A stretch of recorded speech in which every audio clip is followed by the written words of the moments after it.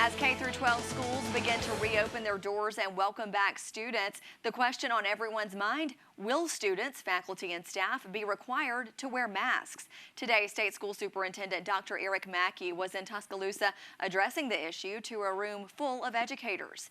WVUA 23's Jabari Pruitt talked with him. He joins us now live. Jabari, how did Dr. Mackey say state schools will move forward? Well, Chelsea, State School Superintendent Dr. Eric Mackey says they have a lot of decisions to make because of this coming school year. Now, classrooms will look completely different from a year ago, which means more students will be attending schools in person. State School Superintendent Dr. Eric Mackey was in Tuscaloosa Wednesday and addressed the media about the CDC's new recommendation for schools to require students, faculty, and any visitors to wear masks. So we think about 95% of our students are going to start in the classroom, whereas last year that was only about 50%. The downside is because of that, students are going to be in much closer proximity to one another. There are going to be more opportunities for the virus, certainly the Delta variant of the virus, to be transferred from student to student. And that's something Dr. Eric Mackey says they are worried about. But he said schools have taken as many precautions as they can to make sure students are safe.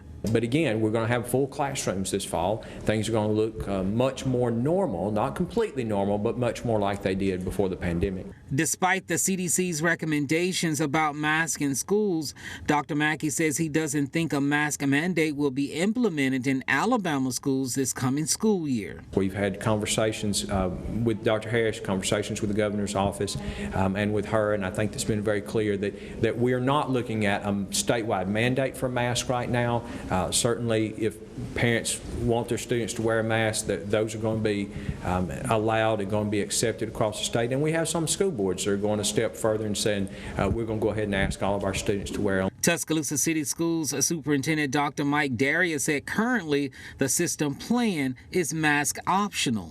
However, we have to look at all the information that comes from CDC, comes from the Department of Health, and we're continuing to do that. So we're looking at the CDC guidelines. We understand there's going to be a revision to the Department of Health guidelines, and as we get that information, we'll review it as a school system and make the determination that we need to make.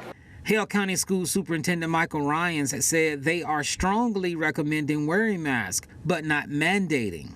That's today. I'm speaking as today because we're still surveying, we're still monitoring the situation, and we could possibly change that next week.